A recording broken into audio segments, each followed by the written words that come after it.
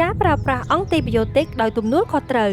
សាកស្រមៃមើលពិភពលោកមួយដែលថ្នាំអង់ទីប៊ីយោទិកបាត់បង់ប្រសិទ្ធភាពការឆ្លងមេរោគសាមញ្ញคล้ายជាការគំរាមកំហែងដល់ជីវិតនេះនឹងคล้ายជាការពិតប្រសិនបើយើងមិនចាត់វិធានការឥឡូវនេះភាពស៊ាំនឹងឱសថអង់ទីប៊ីយោទិកគឺជាការគំរាមកំហែងដ៏ធំមួយចំពោះសុខភាពមនុស្សនិងសត្វនៅ The Hut យើងបដិញ្ញាចិត្តចំពោះអនាគតដែលឱសថអង់ទីប៊ីយោទិកបន្តមានប្រសិទ្ធភាពនោះជាមូលហេតុដែលយើងបានកំណត់មហិច្ឆតាមួយលុបបំបាត់ឱសថអង់ទីប៊ីយោទិកកម្រិតធ្ងន់សម្រាប់មនុស្សចេញពីចំណីសត្វរបស់យើងនៅឆ្នាំ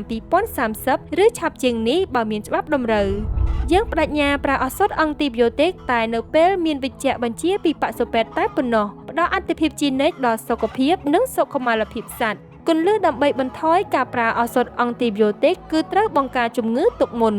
តាមរយៈកម្មវិធីកាត់បន្ថយឱសថអង់ទីប៊ីយោទិករបស់យើងជួយកសិករឲ្យផ្ដោតសំខាន់លើភាពប្រសើរនៃសុខភាពសត្វនិងសុខុមាលភាពចំណីជីវសុវត្ថិភាពនិងការគ្រប់គ្រងកសិដ្ឋានដើម្បីរក្សាសត្វចិញ្ចឹមឲ្យមានសុខភាពល្អហើយរឹងមាំលទ្ធផលគឺទិន្នផលកសិដ្ឋានប្រសើរឡើងជាមួយនឹងប្រសិទ្ធភាពក្នុងការប្រើឱសថអង់ទីប៊ីយោទិកដោយទំនួលខុសត្រូវនិងពង្រឹងវឌ្ឍនភាពយើងនឹងមិនត្រឹមតែធ្វើឲ្យសុខភាពសត្វប្រសើរឡើងប៉ុណ្ណោះទេថែមទាំងរក្សាការពារសុខុមាលភាពមនុស្សជំនាន់ក្រោយផងដែរ